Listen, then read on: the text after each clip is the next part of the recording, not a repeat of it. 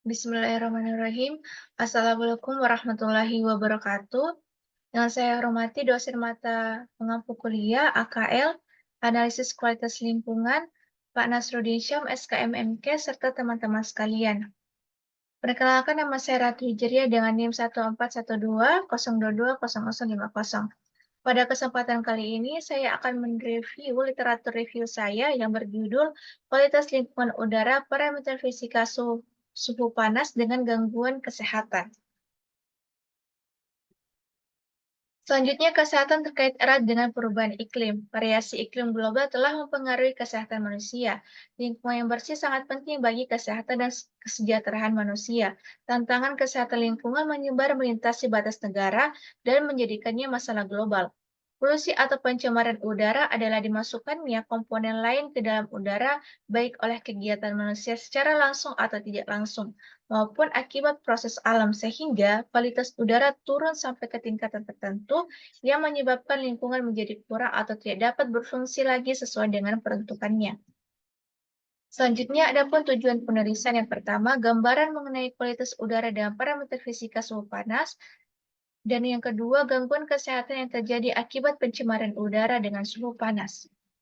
Adapun metode dalam bentuk literatur review, penelusuran melalui video scholar, PubMed, serta Elsevier. Dan ada juga kriteria. Yang pertama, kriteria inklusi. Artikel atau jurnal yang dipublikasi di Google Scholar, PubMed, serta Elsevier. Artikel atau jurnal yang membahas mengenai kualitas lingkungan udara parameter fisika suhu panas dan dampak pencemaran udara suhu panas terhadap gangguan kesehatan.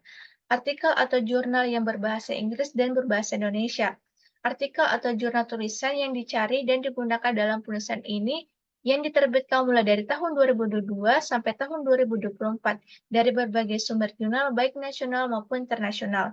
Selanjutnya yang kedua, kriteria eksklusif, yaitu artikel atau jurnal yang tidak dapat diakses dan didownload, artikel atau jurnal yang tidak sesuai dengan topik studi literatur. Adapun hasil yaitu total jurnalnya ada 6, 1 jurnal nasional dan 5 jurnal internasional. Ini adalah hasil jurnal yang saya dapat.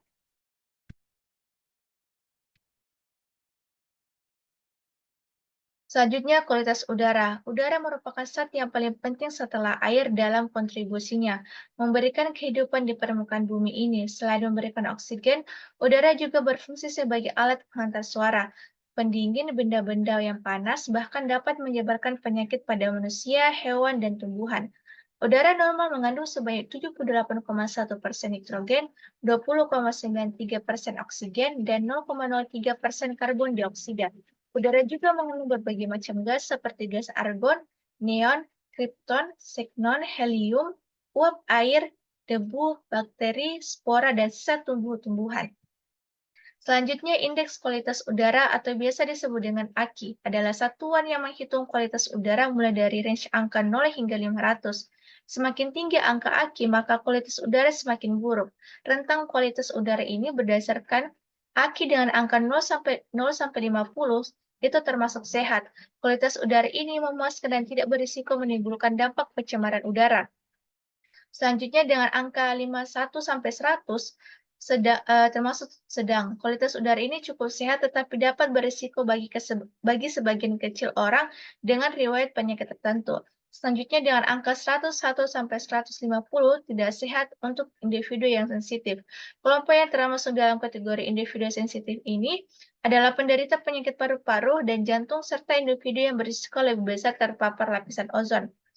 Selanjutnya, angka 191 sampai 200 tidak sehat untuk semua kelompok individu.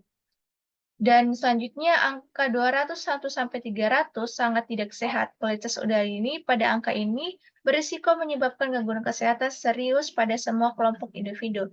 Dan yang terakhir, angka 301 sampai 500 termasuk berbahaya. Kualitas udara sangat berbahaya ini sudah masuk ke dalam tahap gawat darurat. Dampak pencemaran udara bisa terjadi pada seluruh populasi area tersebut. Selanjutnya, materi partikulat atau PM. PM adalah campuran partikel heterogen yang berasal dari berbagai sumber antropogenik dan alami.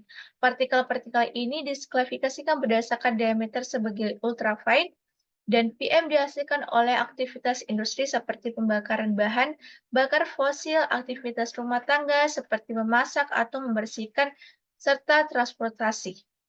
Selanjutnya, sumber PM di sektor pertanian berasal dari penyemprotan tanaman dengan pestisida dan pupuk, pembakaran bahan bakar fosil untuk peralatan listrik, dan aerolisasi debu selama penggerakan peralatan dan pemanenan tanaman. Sumber PM industri terutama berasal dari emisi bahan bakar yang digunakan untuk menggerakkan proses manufaktur. Sumber PM rumah tangga sebagian besar mempengaruhi komposisi udara interior dan terutama berasal dari aktivitas seperti memasak, menggunakan produk pembersih, menyalakan lilin dan api, serta merokok. Konstruksi memperkenalkan berbagai jenis PM ke atmosfer melalui aktivitas seperti penggilingan dan pelapisan ulang jalan, penggilingan logam, pengelasan, pemotongan material, penggalian, dan pemindahan material, dan pengeluaran asap pembakaran dari peralatan konstruksi. Dan yang terakhir, sumber transportasi PM berasal dari debu rem, rangkaian roda kereta api, dan kereta bawah tanah yang berinteraksi dengan rel, interaksi ban, dan trotoar, serta pembakaran bahan bakar yang terkait dengan penggerak pengangkut. Selanjutnya, pencemaran udara suhu panas dengan gangguan kesehatan. Suhu ekstrim dan paparan polusi udara yang lebih tinggi mengancam kesehatan manusia, termasuk peningkatan risiko kematian. Panas ekstrim dan polusi udara sering kali terjadi bersamaan sebagai akibat dari faktor-faktor yang mendasarinya dan secara sinergis dapat meningkatkan dampak kesehatan di luar jumlah dampak individual. Berikut ada paparan jangka panjang terhadap polusi udara. Yang pertama, gangguan pernapasan, dan yang kedua, penyakit kardiovaskular, yang ketiga, gangguan perkembangan janin, dan keempat, penyakit kronis, dan yang terakhir, penurunan fungsi paru-paru. Terima kasih. Demikian akhir presentasi saya. Semoga bermanfaat untuk kita semua.